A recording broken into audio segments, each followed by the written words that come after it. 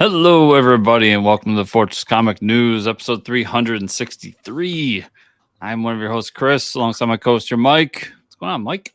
Hey, not too much, Chris. We got a cool interview today with Mr. Mark Maya on the show, head of the YouTube channel Board Game Geek. Yeah, very cool project he's doing on Kickstarter, a comic book called So-Called Living. So we're going to talk about that in a little bit. Good conversation, good stuff. Yeah, wish we could talk more about board games, but unfortunately, Chris, this is a comic book podcast. I did sneak it in that once. Yeah. When we had the comic book themed board game. Yeah. Very rarely do we come across those.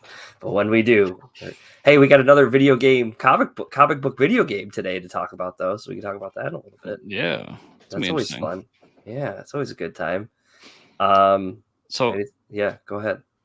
I tried something new this week, Mike. You read your comics backwards? Well, yes, I got manga. Oh shit, Redland, there it is. Nice. Nice. No, have you seen these float tanks? The sensory deprivation float tanks? Yes. So I have some friends that have done them out actually your way, Western New York area. Yeah. And I've heard good things, but kind of strange things. I don't know what your experience was. So I've heard like the very hippie stoner version of it, like, oh, it puts you in a place and like you helps see things. You see things. What the hell? Yeah, and like you take shrooms before you go in. Huh? I think those people did too many drugs and it's just like reacting to their brain wrong. Yeah. It's the ultimate relaxation, dude.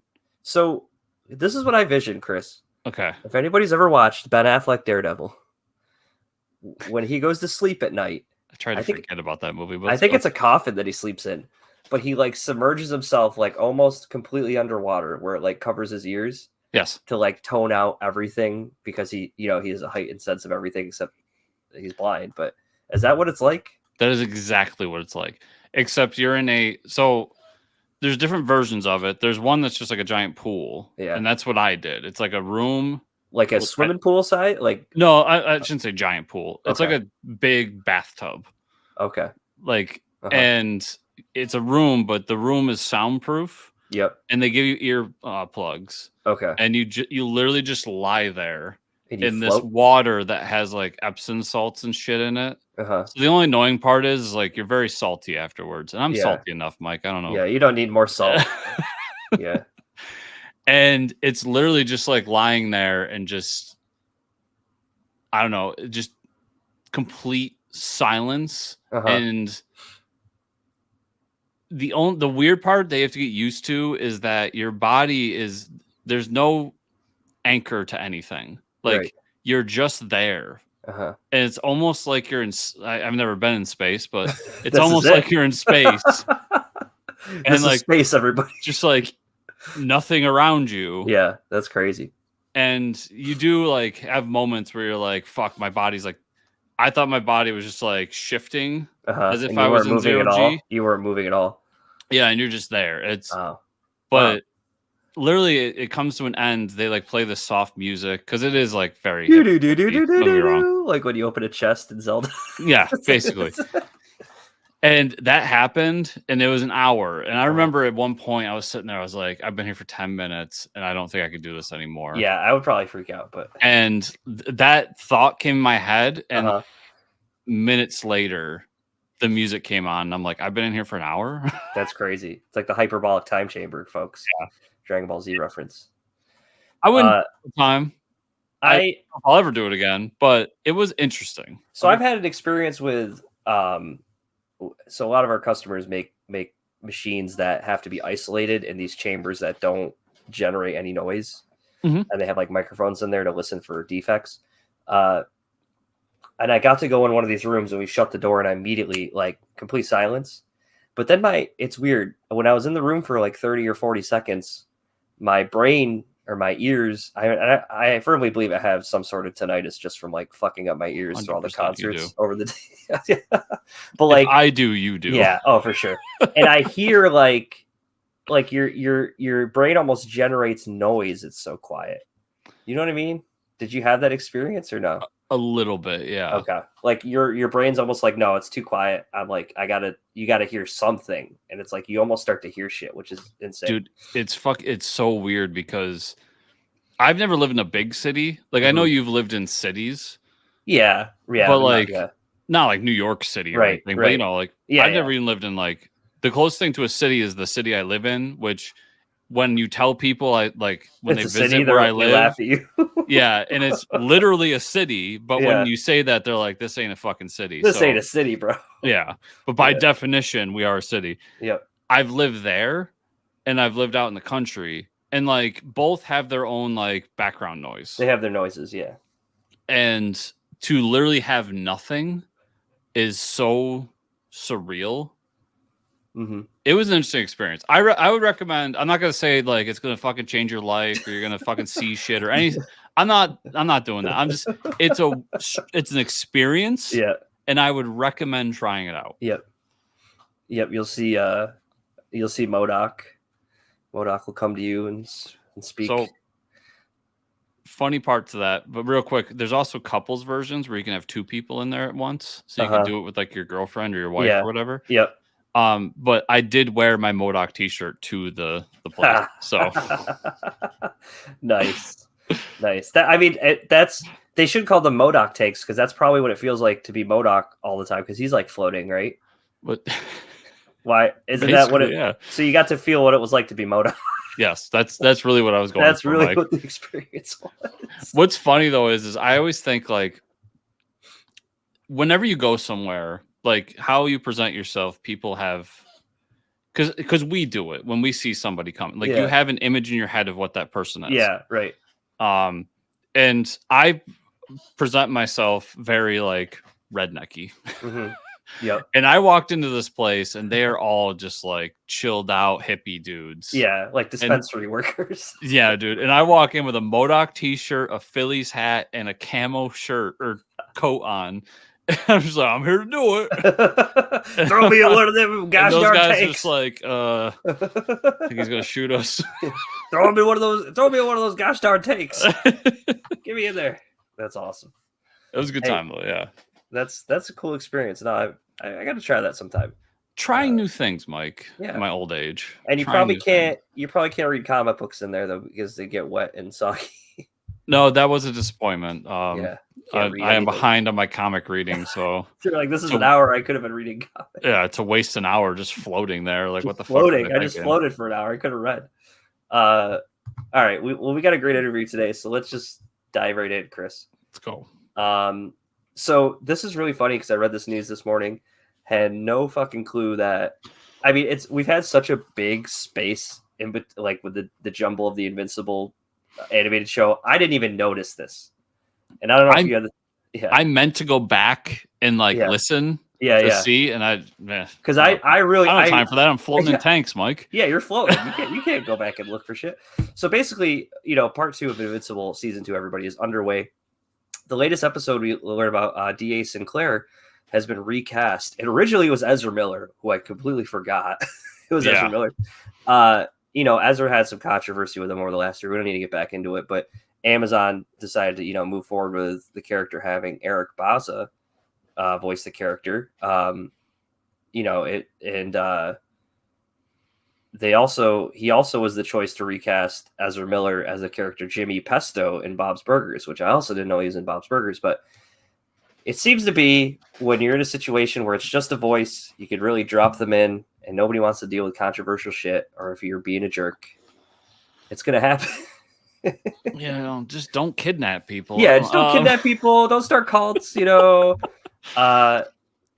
but honestly, like I said, I did not even realize, Chris. I've been watching this part 2 right along. It wasn't some jarring thing that when I saw when D.A. Sinclair speaks, I didn't even realize.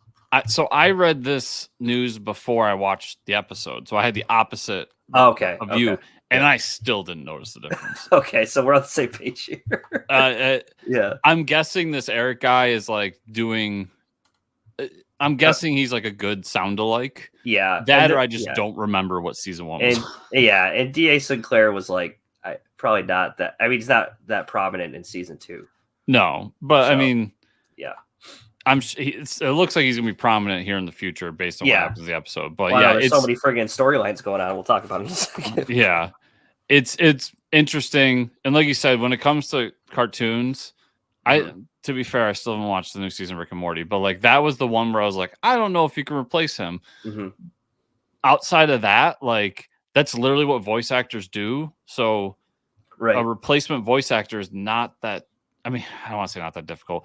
It's much easier to do than it would be to like, Ben Affleck did something bad. Let's replace him. Who looks like Ben Affleck? Yeah, who looks like Ben Affleck? Or like The Witcher, case in point. Henry Cavill didn't want to do it anymore, so we have a discount. Yeah, it's much more jarring in live action. Yeah. So, for sure. And we'll talk about it. Invincible Season 2, Episode 7, watched it. A lot of things are happening. And this is an episode where, the whole relationship with Mark and Amber really falls apart. It's not sustainable. He's a superhero. He's the best superhero completely. His power level. We really understand that people rely on him. As powerful as he is, he's, they need him, but he still can't come toe to toe with a Vulturemite, which we get in this episode. Is awesome fight with a kaiju, Chris. You got Vulturemite, Invincible, and Kaiju in one episode. I was like, fuck yeah. Dude, I was thinking of you real hard because... They're like, there's a Kaiju off the coast. I was like, yes! Well, that scene happened. A Kaiju comes. I'm like, oh, Mike's loving this. And then it gets real DBZ real fast. Yeah, and then they start fighting, like punching each other through mountains and shit. I was like, man, this episode was made for me. She just appears behind him. Yeah. And I'm just like, somebody was watching Dragon Ball Z, man. Hell yeah. And I love it. How about there's a lot of fourth wall breaking in this episode where they start off at a Comic-Con. And they're like, these are all the funny shots and secrets we do with animation versus like comic book. And it was like, hiding the voice as he's talking about the comic book artist is talking about animation, they're doing all those scenes in the scene, which is amazing. Yeah, I forgot to look it up before the show. So I love that whole mocking of like how we get around animation stuff and everything. I wanted to know if that voice was Kirkman. It was that'd be hilarious. I looked it up because I looked it up. It wasn't Kirkman. I think he was trying to look like Kirkman for sure, but I don't think they got him to voice it. Yeah, but it's so funny because they're pointing things out, and it was one of those like those moments where the glass shatters in the background. You're like, fuck. Yeah, I can never unsee it. I know. And the whole episode, you're looking at these like wide shots and like shots of people's back of their heads. I'm like, wow, they really just gave away the secret sauce. Yeah. Well, one where they're like, we do the wide shot, but nothing's moving, but you think it's moving. And I'm like, oh my God. It really reminded me of the scene in Mallrats where they're at the con talking about inking. That's really what it reminded me of. Fantastic. They're starting to change some stuff up with the comic, Chris, which is fine. There's a lot of timelines we can go through here. They didn't include the whole controversial. Well, this happens way later in the series too, where Mark gets like raped by the Vulturemite. Remember that whole controversial issue where she shows up and like man rape. Yeah, that's which is like that whole scene. I was like, are they really going to get into this? I don't think we need to see that, but she just beats the shit out of him. I think that's later though. It is later, but I didn't know if it was the same character. Was it the same character? I think so. Okay. So we'll find out, but we get to see Alan's power level now. Yeah. He's definitely over 9,000. Yeah. It's over 9,000. This is a very DBZ episode. Which was awesome. Yeah, that was funny because I think the last episode he talked about how like they beat the shit. Once again, very Dragon Ball Z. Like they beat the shit out of me, and I came back and I was stronger than ever. Just just like a Saiyan. Saiyans work. Yep. And in this one, they really pound it home because he gets punched and he's thinking in his head like, oh, like that hurt real bad last time, and this time it didn't hurt so bad. Yeah, now I'm doing okay. And he gets captured on purpose, hopefully to save Mark's dad. Yeah, plays possum. Yeah, which is great. So many things going on. We see D.A. Sinclair is being held at the like the Pentagon area to make the zombie invincible robots. And then we at Angstrom Levy at the end of the episode has Mark's mom and brother hostage. So there's so much shit going on. He loses Amber, he gives up in the fight. Well, he doesn't give up, but he kind of like has to give up in the fight because he's still nowhere close to being able to fight a Vulturemite, basically stand down and let her escape. Yep. Yeah, it's gonna be funny because last episode we had the whole thing of like, you need to come help the Planetary Alliance with the Viltrumites. Now the Viltrumites are on Earth, so now it's gonna be Mark going back. Yep. There's, like you've said, there's so many storylines going on, but while you're watching it, at no point do you feel like overwhelmed by everything happening. It's just a lot. Like they're touching on all these things, and you're like, oh yeah, that's still happening. Yeah, that's still happening. So yeah, and I can almost guarantee you at this point, like when this season's over, it's going to be the Viltrumites coming to Earth, and we're going to start the Viltrumite War. I hope so. For season 3, yeah, yep, yeah. There's so much good going on here. I'm really excited. Like the whole Amber relationship, I understood it happening, especially in the comics. Like he's a teenager, he falls in love with this girl, blah blah blah. But I liked afterwards when like he finally is just like, we can't do this, because it felt high schooly. We're like, oh, we got to stay together, even though like it's so obvious to everybody, like it's not gonna fucking work. Yeah. And then when he gets with spoiler, I won't even say it, but when he gets with who he gets with later on, I like that relationship way better, because that's more of a mutuals. Yeah, that's what everybody wants. I mean, so it was kind of bittersweet, because I'm like, this is a really touching moment where like she realizes I can't fucking be a part of this anymore. At the same time, in my head, I'm like, yes. The way they handled it, though, like they were really trying, and then like to have this traumatic event where it's like, yeah, this lady was about to crush her skull in her hand, like. Yeah, I mean that was, I can imagine that being traumatic too. Like, that was wild. So loving the show, loving the season. X-Men 97 episode 3. I haven't watched any of this yet, but yeah. So I'll do the short version. Like that Jean Grey that showed up at the end of episode 2, double Jean Grey. So that was the real Jean Grey. The one we've had all in the first 2 episodes was a fake Jean Grey. She was a clone. Beast Scott Summers has been banging a clone. Yeah, he had a kid with a clone. That's why I see all these memes popping up on the internet of like Scott looking at Jean Grey, not knowing which one he banged. Yeah.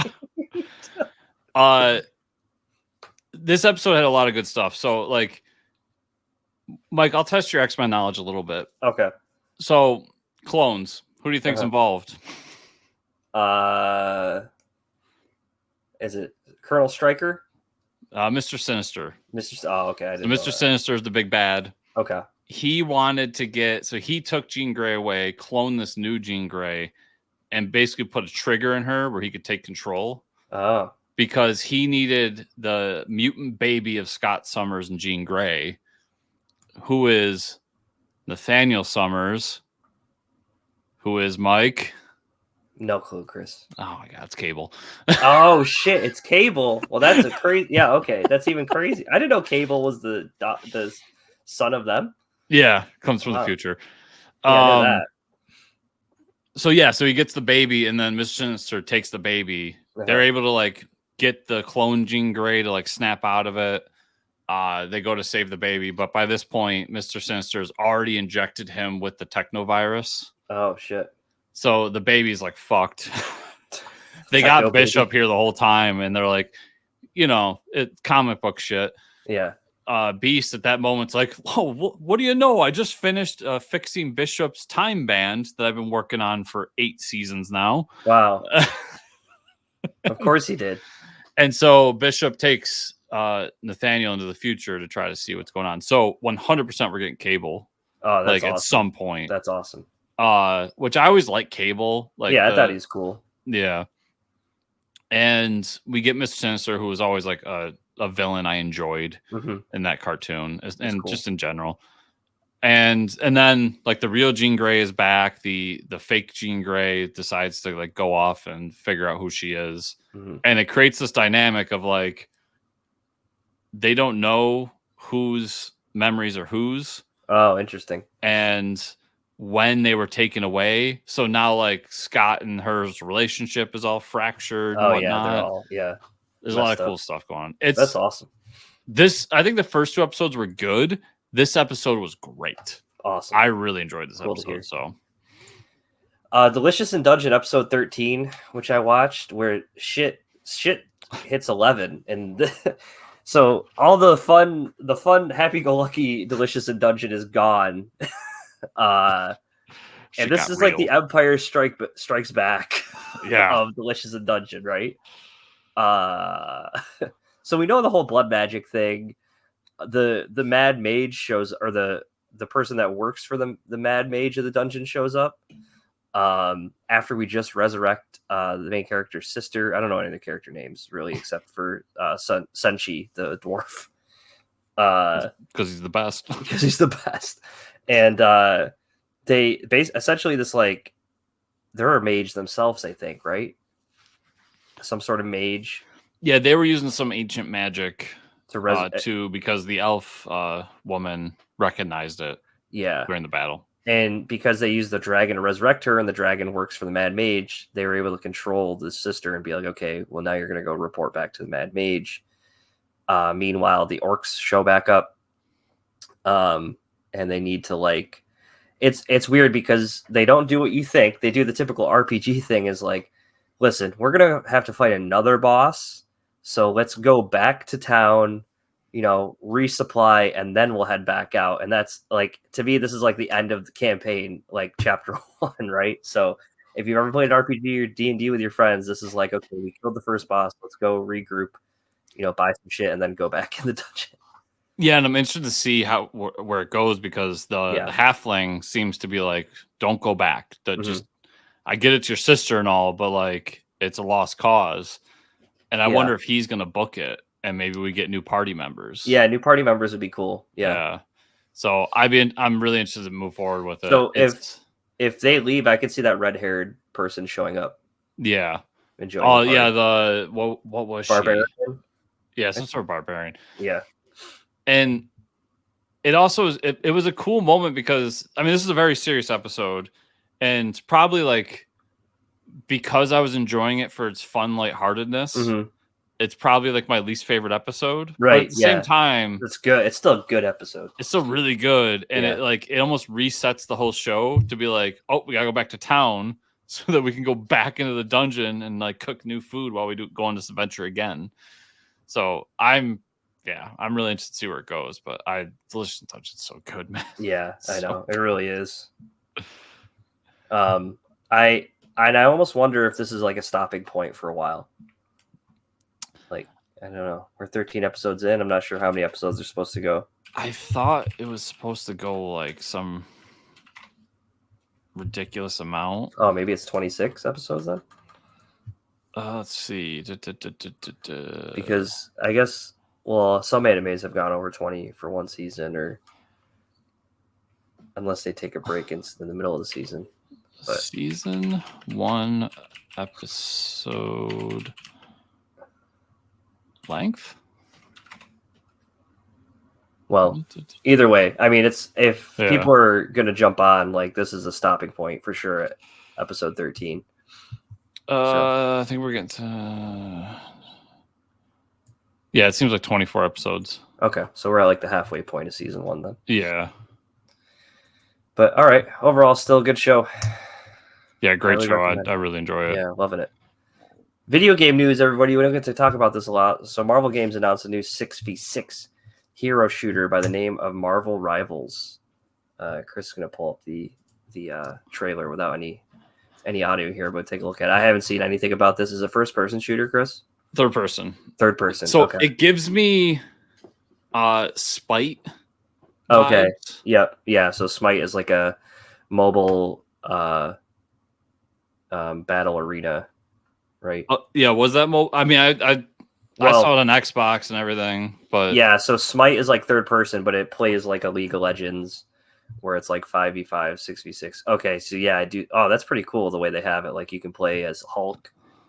And this is a gameplay trailer for sure. So this looks like a lot of fun, Chris. I am actually really down for this. I think they got a cool cast of characters. The guy I really expect. I mean, here's Spider-Man, Groot. I mean, the levels look just like Overwatch for sure. Yeah, like I get Smite vibes because of the third person. Yeah, but I do think they're going for an Overwatch. Oh, for sure. Yeah, it's a very similar, like, color palette. But so this is where it gets interesting, because we got magic here. Like, is that a big sword user? Who the hell's that? Magic. Oh, that is Magic. Yeah. Okay. And the Rocket Raccoon and Groot. Yeah. Oh shit. So like I got team up stuff. That's really cool. So you got Iron Man blasting people. May Parker, Hulk. Yeah. Hulk obviously smashes a lot. Doctor Strange opening obviously gonna be area of effect. Yeah, this looks really cool. I mean, yeah, they're very similar to like how it looks like a lot of similar abilities to Overwatch, like transporting and tanks and DPS. Yeah, that's interesting. And Mike, if you don't think I'm maining Namor, you'd be wrong. I was gonna say you have Namor throwing tridents at people. It's amazing. That's a really cool idea. Closed alpha begins May, everybody, so you can sign up. Yeah, I'm interested to see if I'm guessing it's a free-to-play game. Yeah, or PC probably only. Maybe. I doubt it's going to be PC only. Yeah, they have to do consoles too, right?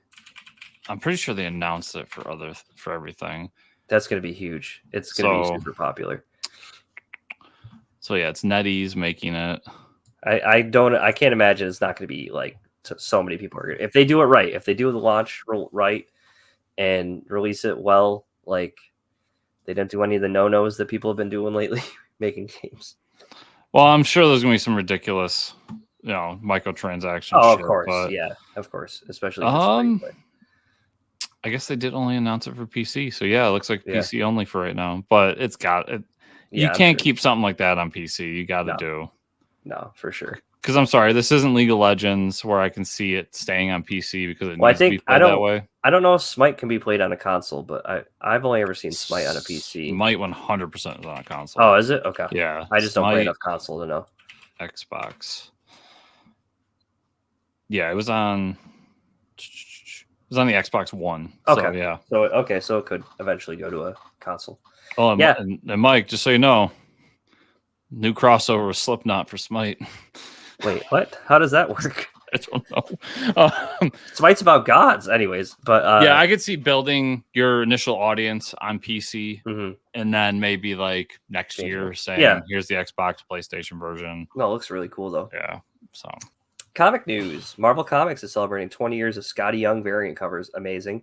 The celebration will come with 27 new variants by Skottie. That will combine into a new poster and a new comic for their Infinity Comics line called Young Giant-Sized Little Marvels. Wow, that's a lot of comic book covers. Yeah. Look at that. That's amazing. Bro, I am buying the fuck out of this. So is that all of them? That's all of them combined, all the covers? It's all the images from the covers kind of clumped together. Okay. It's not like the covers are going to like create this image. Yeah. And Skottie Young's always known for doing the best like mini-sized child versions of like heroes, and that blade in the bottom left is so good. Yeah, like it's still in boxes somewhere, but like I have a few of the Skottie Young variant statues they made too, because I love these covers, man. That's cool. And for the longest time, I had the Avengers versus X Babies poster in my room. Yep, I remember that poster too. Yeah, and I immediately when I saw this, I was like, I know exactly where it's going. It's going in this room. Yep. And I need to get it because it's just so good. Yeah, they're amazing, and the statues he did too are really good. Yeah, I can't recommend them enough, but yeah, I'm excited. The only thing I wish is that there's a Spider Boy one here. I don't care for Spider Boy, but other than that, I'm down for everything in here. Like, dude, Moon Knight's in there, Spider Punk, Cap. Like, it's awesome. I would, if they did the statues again, I would totally buy a Blade statue for sure. Oh hell yeah! I'm surprised they must have not sold well because I was shocked they didn't come back. Yeah, they didn't do more. Yeah, they only did a few. All right, DC announced a new hardcover anthology titled "Joker: The World." Lovely. Is that Gary Frank art?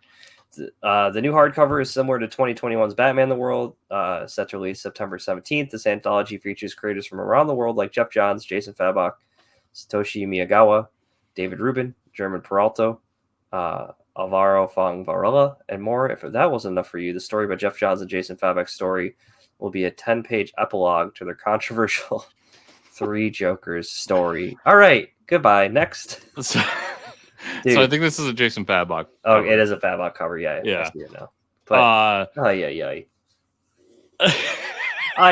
You got a Joker anthology, and you're trying to put multiverse continuity in there. Get out of here. What's hilarious about this is they just went through basically retconning the 3 Jokers. It's like a tug of war. I think it's a joke at this point. Like, people are trying to get him to stop, and he's like, "No, we're gonna do more." I don't understand the whole Jeff Johns DC dynamic anymore. I know. They just let him do what he wants, or is he like being a jerk about it? Like, what is happening over there? Well, they let him do stuff, but at the same time, like I've read stuff that they're like really pissed at him because he basically stole all their best artists and said, "Come work on my independent books." Yeah, come buy these books that I'm putting out that are all coming out this week, everybody. Yeah. And then they give him this, and they're like, "Yeah, do more 3 Jokers that nobody liked." Nobody liked. Very strange. It's to all the very point where they're like, Chip, please just retcon this, please. Maybe this was in some sort of contract, Chris, and they're like, okay, he's got to get these 10 pages done.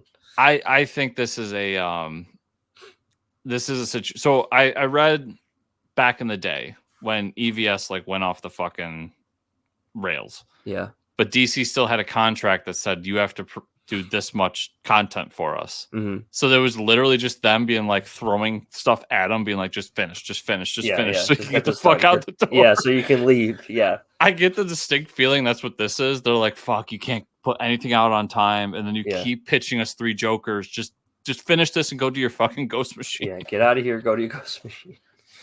I'm not picking this up. I didn't pick up Batman the World, so why am I going to pick up Joker the World? Like, I don't get it. For your big promotion to be, we reunited 3 Jokers to do more 3 Jokers. It's like, did you not read the fucking room, people? They don't care. They just don't care. The fans are not asking for this. We're not asking for it. I have yet to meet the person who likes 3 Jokers. So I've met one person who won't say a bad thing about it, but he won't say a positive thing about it either. So yeah, it's so weird, man. Yeah, come on, DC, do better. Distillery announced a new title called The Big Burn. This limited series will be written by Joe Henderson, showrunner of Lucifer TV series, very popular with art by Lee Garbett. Here's the synopsis. Owen and Carly are Bonnie and Clyde of the 21st century, a smooth, slick duo who pull off impossible heists and have the time of their lives doing it. But when justice finally catches up to them, they think it's all over until the devil himself offers a deal. Their freedom for their very souls. But they soon find out without their souls, their love is missing too. So they set out to recruit a new crew of the damned for the ultimate heist, break into hell, steal their souls back. That sounds pretty dope, actually. It sounds really dope. They're like, oh, we're heist people? We're going to fucking break into hell and get our souls back. That sounds really cool. I'm so down for this. Yeah. I was thinking like Distillery is another one of those publishers, like doing cool stuff. Doing cool stuff came out of nowhere. Yeah. Just one day appeared on my list. Like, here's Distillery. Yep. Scott Snyder's doing shit for him. It kind of reminds me of Magma right now. Yeah. Yeah. like, we got this guy. What? Like, introducing Magma. Yeah. Here's the hive mind. What? I'm like, wait, what? How did you? All right. And they did the intro right. Like, they were comics people. I know Distillery's background a little bit better than Magma's, but like, they were comics people and they had inroads with people. So they're like, bring in Scott, bring in Tinian.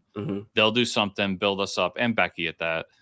And then we're going to introduce new books. And so recently the books they've been introducing, including this, are like people who aren't really known in the comics world, but they have cool ideas and are doing what sound like cool things. We'll see the execution of it.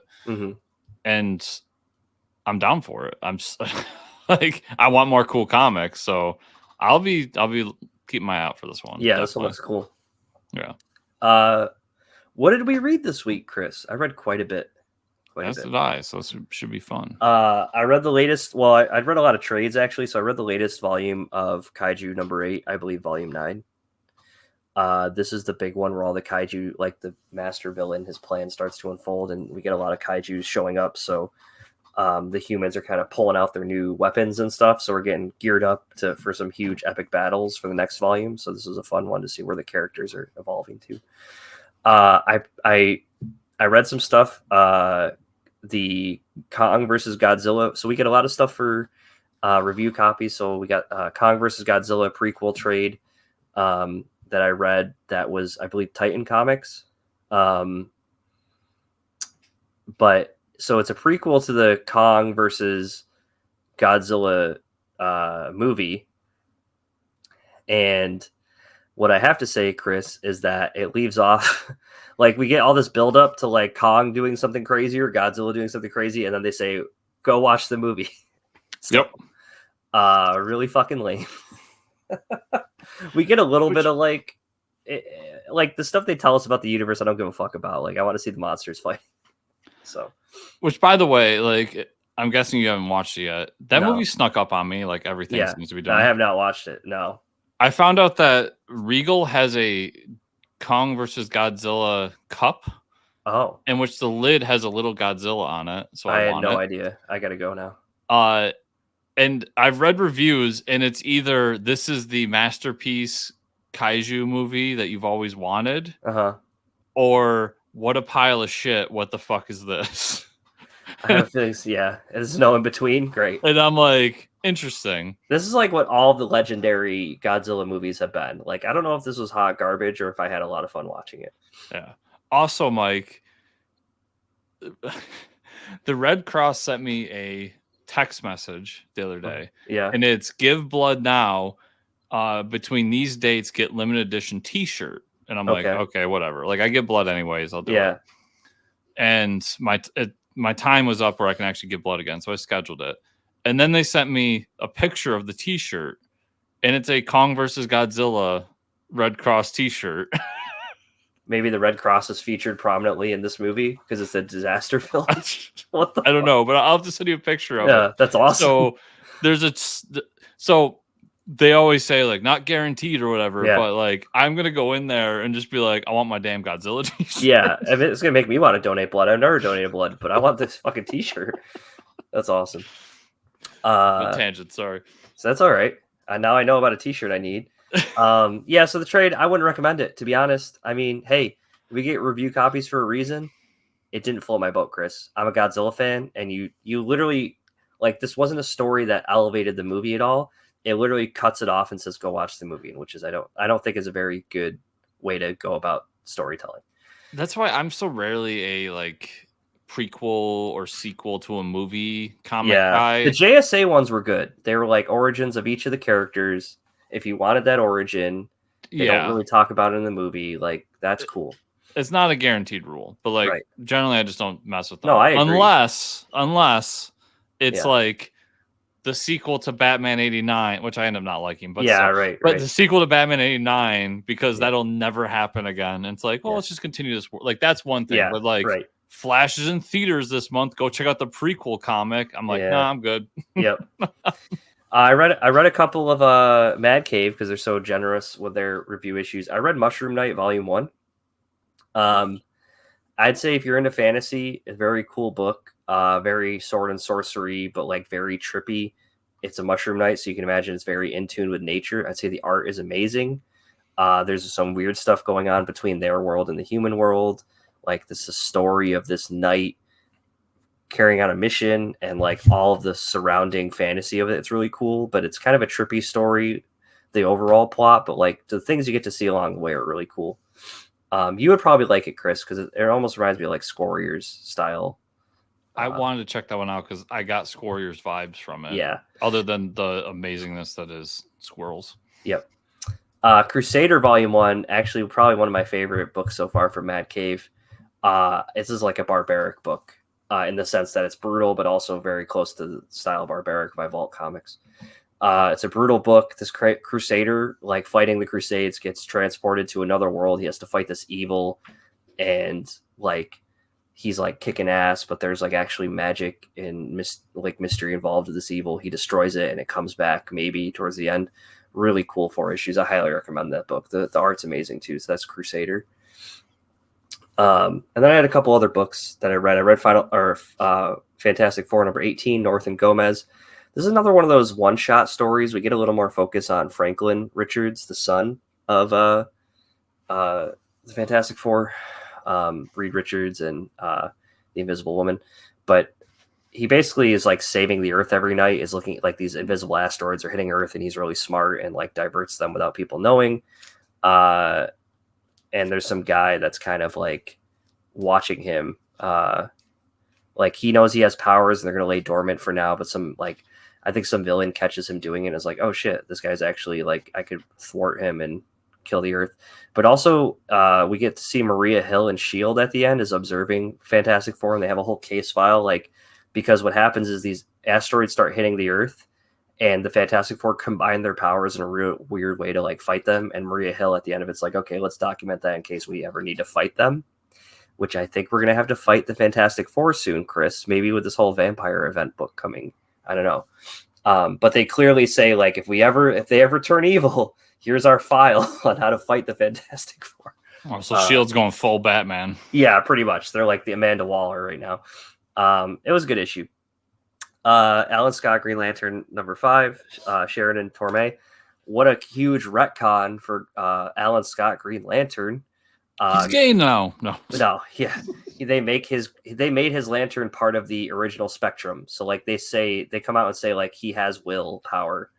I don't like that. Well, I'd say you have to read the issue. It's all kind of related. I don't think it was that heavy-handed to where like we kind of get the origin of his power, where they say it's like the original Spectrum that comes to Earth, and that the red and the green were created first. And they don't really say like, well, they come out and say like the willpower and the rage, but like they say that their rings are different. Like they say it's different than like what, like their rings are what created all the other rings. Like that's where the power came from, was like they had like the first, I don't know. There's a lot of comic book science, Chris, but the cool part is now that he's trying to argue with the Red Lantern, being like, listen, we can save you. You don't need to fight for Russia. As they're saying that, this Russian Red Lantern Death Squad shows up that they have to fight, and they all have separate powers themselves with these Red Lantern rings, and they have to fight them off. They show up and they're like, all right, we have to like team up and fight these guys. It was a really good issue because they talk about like their relationship in the past, why when they became Green Lantern, can they ever go back, and all this stuff. It's really good. I thought it was a great issue. Cool. And then I had my last book I got to this week. Green Lantern War Journal #7, Johnson and Montos. Did not expect that to be it. Yeah, it's the last because book. I also read it. Oh, nice. I like this issue. We get Green Lantern trapped in like a dark multiverse, or dark star universe, not multiverse, sorry. Where he keeps, there's this mysterious guy telling him there's this war going on, you need to help fight in. Some crazy villains coming through, like some world-ending villain. But on Earth, we have the John Stewart construct that's behaving like his daughter, but it's also keeping people out and keeping his mother to themselves, keeping her safe, but also, which is not the best for her Alzheimer's, which is another interesting story on the side. So, yeah, I'm curious to see where this goes. Yeah. I like the mini boss style of the story. It's like almost like a side quest. Yeah, right. That was cool. Yeah. But yeah, that's all I got to this week because I read those couple trades. Some stuff I caught up on. Blade #9. You talked about it last week, but it seems like maybe the series is ending next issue. Maybe, yeah. Like the final fight is coming. Yeah, because I think after that, so April, May. Yeah, May is Blood Hunt. So I'm wondering if there's going to be a big like continuity shift with Blade coming up. But we'll see. Another one you talked about last week was Justice League versus Godzilla versus Kong. Number what was it, 7? 6? Where's the number? 6? It's 6. 6 is good. Yeah. Really good. So it's a good issue, and I liked, like you said, the ending where Superman just like, I'm gonna go fucking beat up Godzilla was cool. Superman #12. Yeah, it's on my list. I really, really enjoyed this issue. It's basically places. It really wraps up everything going on. Like we get kind of Lex Luthor's past with this Lex Luthor revenge squad. Obviously, like Superman wins in the end, but it sets up Williamson's next story arc, which I didn't realize because I knew he was taking over Action Comics for an arc. Mm-hmm. But apparently, and luckily I'm buying both, so it's not going to bother me. Apparently, Superman Action are going to like cross over for a few weeks or a few months. Interesting. Okay. For this big Brainiac story. So what Williamson's doing there is basically a part of his Superman arc, and it's going to like cross back and forth. So they show Brainiac heading to town. Nice. So really interesting. And then Cobra Commander number 3 was a fun issue. Like, it's Cobra Commander. He ends up fighting a snake at one point. It's really right on brand. Nice. And we get more of an insight of like how badass he is, because like these people capture him and they're trying to torture him. Like, they can't take off the mask. They try like welding it off and all this shit, and they can't do it. And they try torturing him, and he ends up torturing them mentally and causing them to like do things that helps him escape. And then his buddy there that's been walking around with him, who's just like a guy in a suit, he just like transforms in this giant like creature. Oh, okay. And ends up like just killing all the people that were torturing him. Wonderful. So really good issue. And then this week's stuff was Ultimate Spider-Man number 3. Nice. In which Spider-Man has this weird suit which he can like make look how he wants. I'm not sure how that works, but it just works. And science, comic book science. Exactly. And his daughter helps him pick out the suit. So it was kind of a cool sequence where like he goes and he's like, what about this one? And it's like a different version of Spider-Man. So it'll be like the all blue Spider-Man, or it'll be like the that's cool. Scarlet Spider-Man. And eventually he goes to like classic Spider-Man. And then the whole background of what's going on with this Green Goblin is that Green Goblin might be a good guy, and he fights Bullseye. So on the cover you can see that's Bullseye's costume in this issue. Oh, that's cool. I really like that Bullseye design. Nice. And at the end, like, Green Goblin's like, hey, that's my suit. And he like hacks into it and forces the mask off. And then in that moment, he's like, yeah, I'll take mine off too. And he introduces himself, and that's how it ends. So I'm like, I'm very interested to see like how they connect these, because apparently him and Harry have never met before too, which is another interesting twist. Yeah. Thunderbolts number 4 was the last issue of this series. Spoiler alert, Mike, but they killed Red Skull. Oh, shit. The whole point of the book. Yeah. But the way they do it's cool, because Red Skull's in Latveria, and they basically go Doom into doing it for them by like taunting him. And then when he comes in to kill the Thunderbolts, he ends up hitting Red Skull instead, and the Thunderbolts like fuck off. Oh, nice. And then you get that classic Doom moment of just like, you may have got me this time, but I'll be looking for but you. I'll be back. Yeah. It was an awesome issue. And then they end it in a way where Kelly and Lanzig's time is done. Like, they did their 4 issues, what they wanted to do. But it does say like they'll be this team will be back to do this thing. Like, they have a whole table set up with like different villains, and they're like, who we killing next? Yeah, right. Yeah. So I'll be interested to see what they do with Thunderbolts moving forward. And then my pick of the week, Mike, was Batman Dark Age number 1. Nice. And I fucking love this book. Oh, it's good? Okay. Yeah.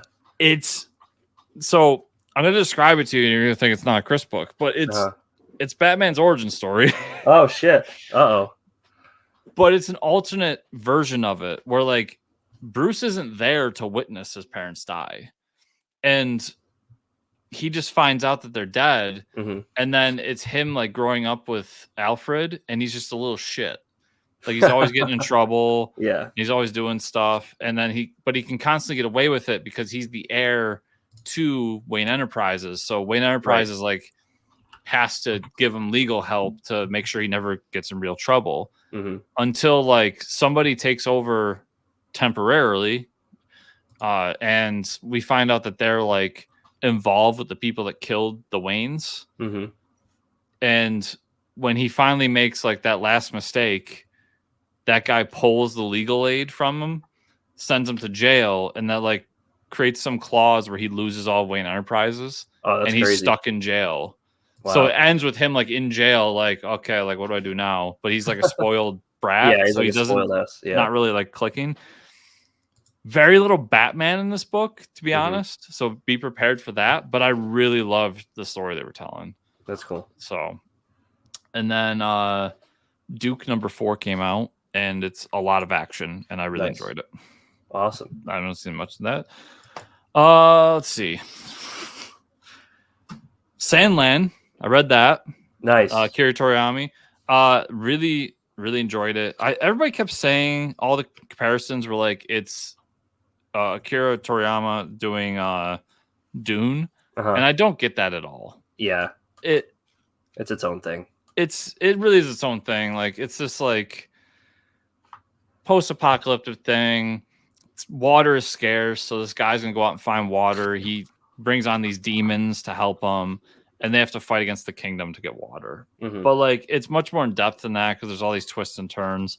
And I like that this one book is one story. Yeah. And also video games coming out this year, I believe. And yeah, so I know the demo for it's out right now. Yeah. And I believe the anime is on Hulu right now. Is it on Hulu? I gotta watch it. Yeah, so I want to watch that now that I've read the book. And then a new manga that came out was Fake Rebellion #1. Nice.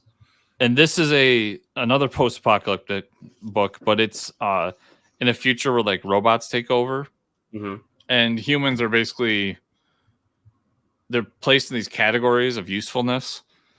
And this guy who's running through, we find out later that he's like part of the royal family that was taken over by these humans, and he has this machine that's attached to him that gives him like powers and shit.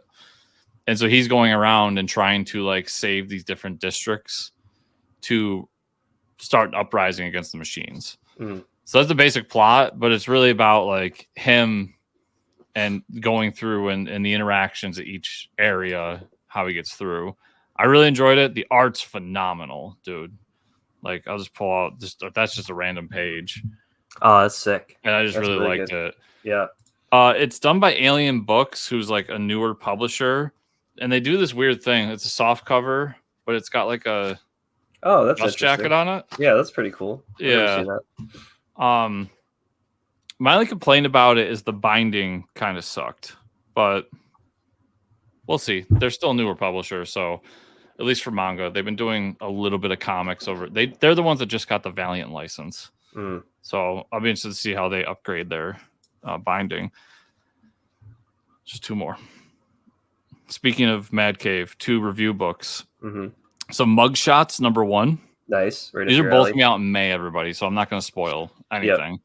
But Mugshots I really liked. It's a crime book, but it's like about a mob family and this dude who's like on the outs with the family, but then one of his family members something happens to her. So he has to come back to like figure it out, but he's not welcome. It's really a book of like relationships because like the initial setup is very basic, but it's him like navigating through the fact that he just disappeared one day. And then he just runs into like his old best friend, the chick he was in love with, and all these different people throughout it while trying to stay under the radar. I really enjoyed it. And the art I really liked because it gives me like Oming vibes while like also being a little Darwin Cook. Oh, that's cool. Yeah. And the coloring is like Blue Book or Powers and how it's done. Like it's black and white, but then there'll be like a single color as a part of the coloring to like add lighting to it. It's an interesting book. Really enjoyed it. Highly recommend it. On the other hand, I also have Sanction #1, which to me was more of a paint by numbers crime book. Okay. It other than its setting, there's nothing that really pulled me in. Like there's a murder. We have a guy who has to who comes and is like, this is below me. We'll bring in the rookie to take care of it. And then he discovers it's part of something bigger.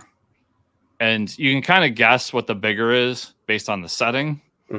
And that's the part that interests me. But as a whole, I wouldn't recommend it to people unless you're like me and you really love crime books.